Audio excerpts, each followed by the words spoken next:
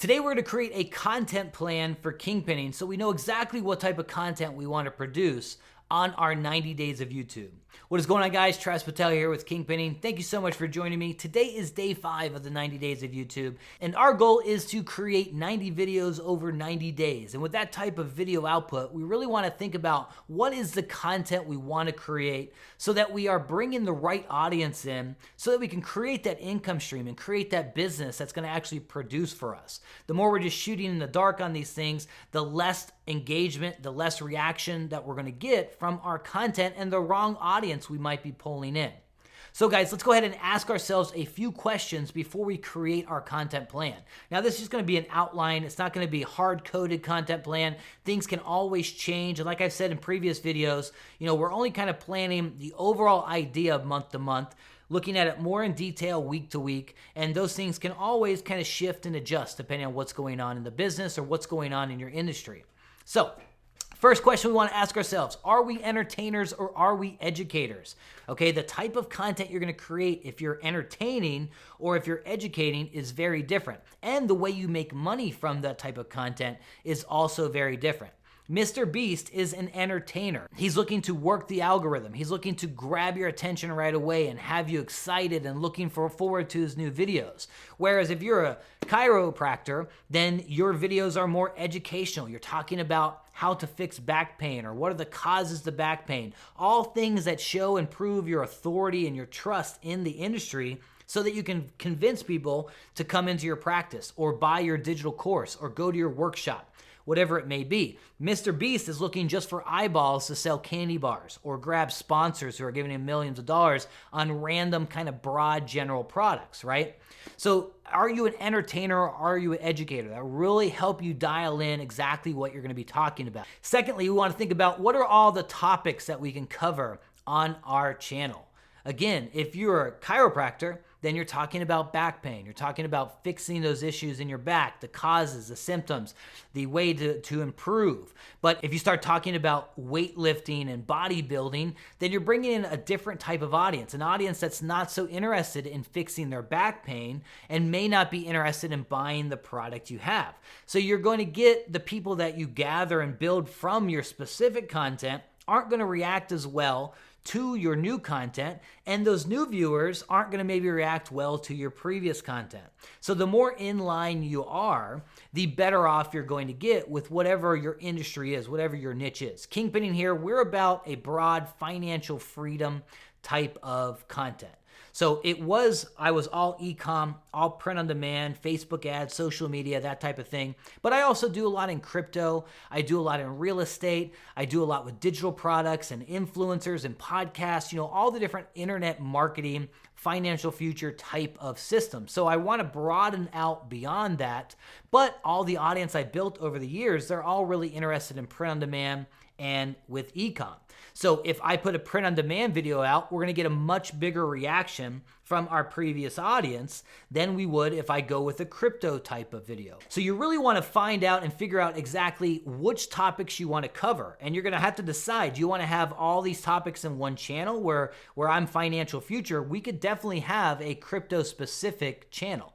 Or we could have a real estate and investing specific channel. We don't have to have it all on the Kingpinning channel. So you might want to have multiple channels for different angles or different subcategories of your industry, just depending on what it is you want to create content around. Next up, we want to think about, are we going to be a brand ambassador? Are we going to be the face of the content? Or do you want to have no face type of videos? Or is it going to be a documentary style, slideshow style, B-roll style clip? Or is it you are talking every time, or you hire someone, or you have partnered with someone who's going to be the face of the channel?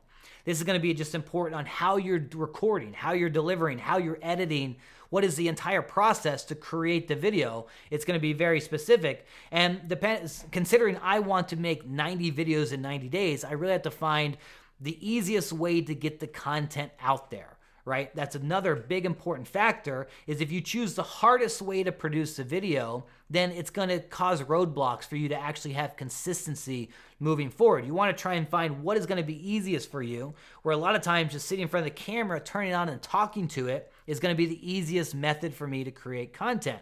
But if I want to add a lot of extra things in there, those are things we really want to have specified for editors and just how we're going to have that end product of the video. All right, so with those questions answered, we can kind of figure out exactly what are all the different types of content we can create. Again, 90 videos in 90 days is a lot of content. And going over a year or 2 years or 5 years or 10 years of creating content, you might want to have a better scheduled, better systematic approach to how you're creating your content. So there's lots of different forms of content out there that do very well and get quality engagement. I want to go over those with you here. Now, first off, we have just simple tutorial type of content. This is our how-to. This is an informative type of content. What you're seeing right now is more of a tutorial of talking about and explaining how to do something, right? So if you're an educational content creator, this type of content works very well. If you're Mr. Beast and he starts talking about how to create YouTube videos, most likely his audience isn't going to be that into it. Now, he has a giant audience. He's going to get some people into it, but he's probably not going to get 200 million views or whatever he gets on his videos by teaching a more tutorial style video. He has to have these very dramatic, a fun type of games that he plays. That's his consistent content. They're games and they're fun and they're entertaining. They're buzzworthy, right? So those are the type of things you want to think about. Next up, we could have just kind of a reaction type of videos. You see this as a very common thing going out there. You can look at Asmongold, who's a video gamer, and much of his content is watching other people's content and reacting to it. So he plays World of Warcraft and all these other video games. So when someone makes an important video on World of Warcraft, he'll watch that video on his stream and he'll react to it. He'll talk about it. He'll give his insight on it.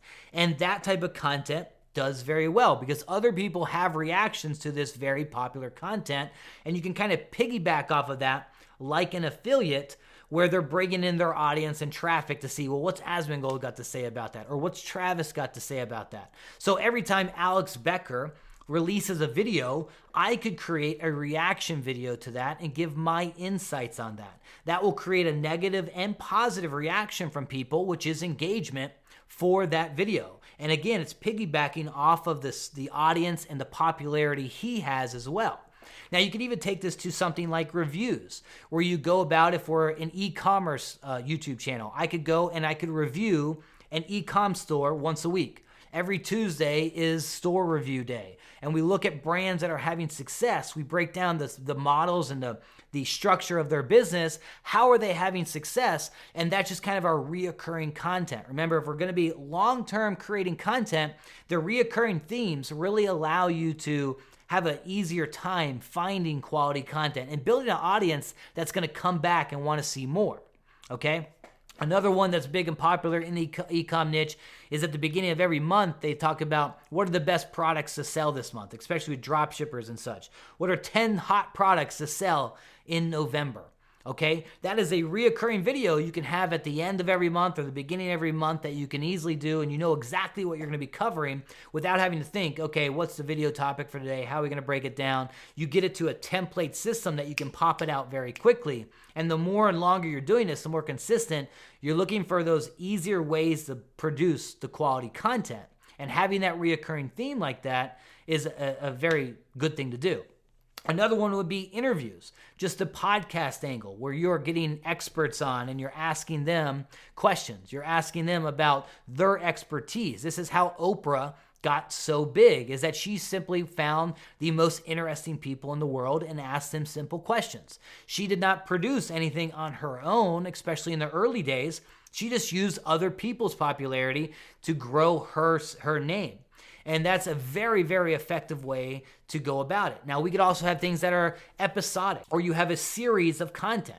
So if I am going to create an Etsy store and I want to use artificial intelligence graphics to create a sticker store there, then I could have a part 1, part 2, part 3, which gives me the same content topic I know I'm talking about, but I can start off with the intro, which is video 1. Video 2 is kind of the bare bones of what's going on in the day-to-day. Video 3, 30 days, 60 days, 90 days later, is the results. So you can have this episodic type of content, almost making a show yourself, just like a television show, but on YouTube or on social media or whatever it may be. And then we can have something like an informative documentary style content where it's not a tutorial or teaching something, but maybe, and you're not reacting to what someone else said, but maybe you're giving information about something, history. Or again, we can go back to the Alex Becker model where I'm not talking about a recent video he did, but maybe I look at his success in the past. Well, how did he make $110 million sale off of his Hyros company? You know, breaking down exactly how he got to the idea of building a SaaS program, building it up to the level he did, and then making the sale. We can go into a documentary style content, just talking about step by step of what he did. So let's go ahead and just kind of do a base outline of what we're thinking with kingpinning as far as what we could produce as a content plan. Okay, now again, my topics I want to cover are broad in the financial markets. We got to look at some competitors and look at other producers out there. What type of content are they talking about? Graham Stephan is another good example where he has consistent content on the financial market. Sometimes he's talking about real estate. Sometimes he's talking about the stock market. Sometimes he's sharing other people's successful businesses. Sometimes he has an interview with guests on there. You know, whatever it may be, those are reoccurring themes that are happening, which make your content much easier to create. Now, we could have Crypto Mondays. We could have Advertising Tuesdays. You know, we have a good 4 or 5 main topics that I'd like to cover and kind of create a more content plan around. You could talk about the news. That's a very, very popular thing to do. It's a really great way to build audience attention is you be that daily source of news in your industry. What's happening in your industry, cover it. You know, when Alex Hormozi launched his recent book and his little program everyone flipped out about, that is news. That's buzzworthy. You could talk about it and you're going to get audience members looking kind of like a reaction video of what do you think of this or how do you break it down? How did he actually have success of this, right? So these are all the different types of content that we can create out there, and that's how we want to kind of form our content plan. Now, right now, I'm focused on content creation. So we're looking at all the different ways that we can help people create better content and how we can produce that. A regular podcast is a great way with the interviewers. It's going to be our kind of reoccurring theme going out there. Do we want to have like a Mark Robles where he's creating very interesting experiments and he does it once a month where he does very elaborate type of videos that go in depth? You just got to figure out what is your style of content you want to put out there and continually produce that. Create a system around that type of content so you can continually produce quality. All right, guys, hopefully you enjoyed this video. I will see you guys in the next one.